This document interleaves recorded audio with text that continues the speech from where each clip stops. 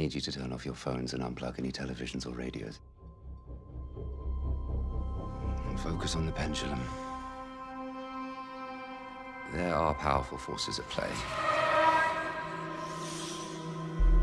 We must journey back. Back to she who carved this board, who spilled blood to stir its dark magic. Just feels like bad juju to me. You know so little, yet here you are. And I know so much.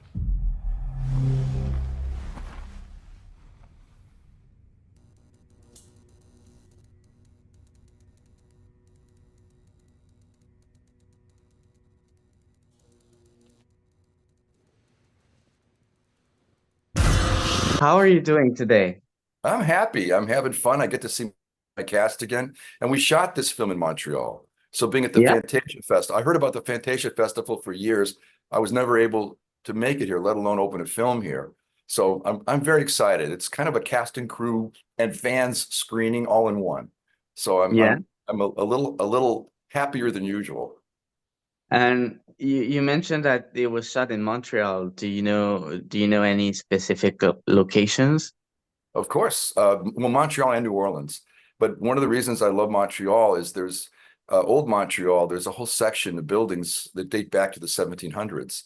And that's part of our story, is that we have a bit of the story that's playing parallel in the 1700s to what's happening to our contemporary characters. Mm-hmm. And we were shooting in like a real dungeon.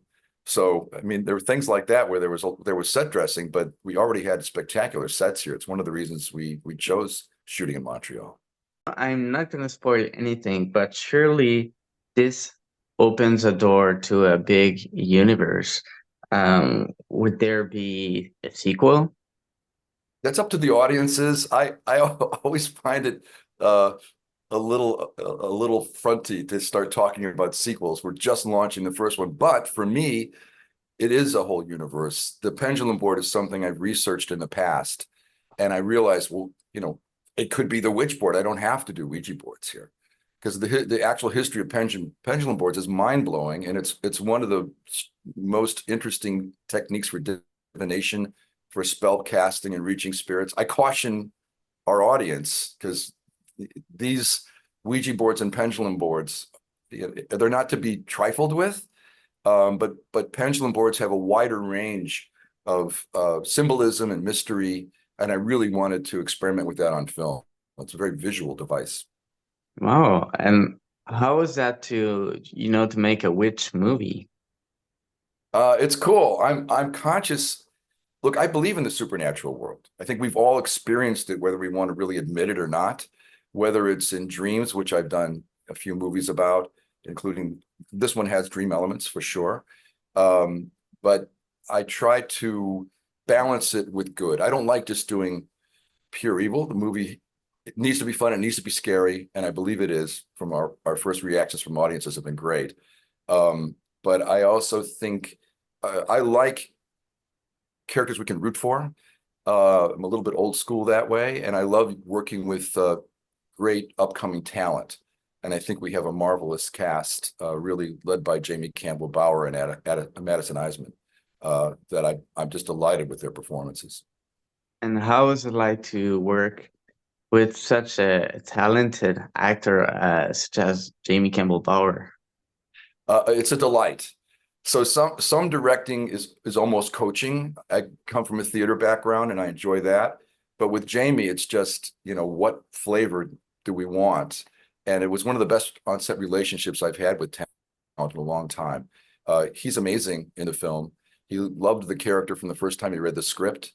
So him and I were kind of on the same wavelength, the whole picture. It was a lot of fun. He's so talented. And what was the inspiration behind your adaptation of Witchboard, besides the original movie from 1986? Just because I've been thinking about returning to horror.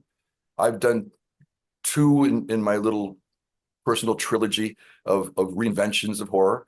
It so happened the Elm Street sequel, I wanted to kind of personalize and reinvent Freddy, take him further, and then New Line just kept making him funnier and funnier. But the number 3 had, I think, a lot of heart and a lot of good scares, and a little more imagination. And kudos to Wes, God bless him, for creating such an amazing series.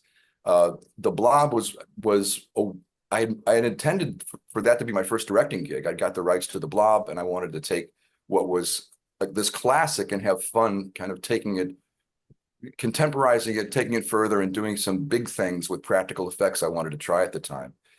And when Witchboard came around, I thought, this is a lot like the Blob. It's a loved kind of piece of horror real estate, a resonant original that has room for improvement and experimentation, something where we can honor the legacy of the original, but take it to really surprising places for the audience. So I'm quite happy to reimagine Witchboard now. Because you have you have an impressive range of genre throughout your filmmaking career. You've done The Mask, you've done Nightmare on Elm Street 3. Amongst all of the genre that you've been exploring, which one was the easiest to work with? Weirdly, probably, well, the most fun was The Mask, because comedy's so much fun. And I'd produced an American comedy called Back to School previously as a director. My opportunity to do comedy, I want to take it further. What people don't realize, for me as a filmmaker anyway, that comedy and horror are very similar, because it's about suspense and release. So whether I'm looking for a scream and I'm playing the chess game with the audience on my shots and the timing and something to give them exactly what they want in the way they least expect it, is my personal rule. And in comedy, you're getting a laugh with the same kind of suspense and then a twist on the moment that the audience doesn't expect.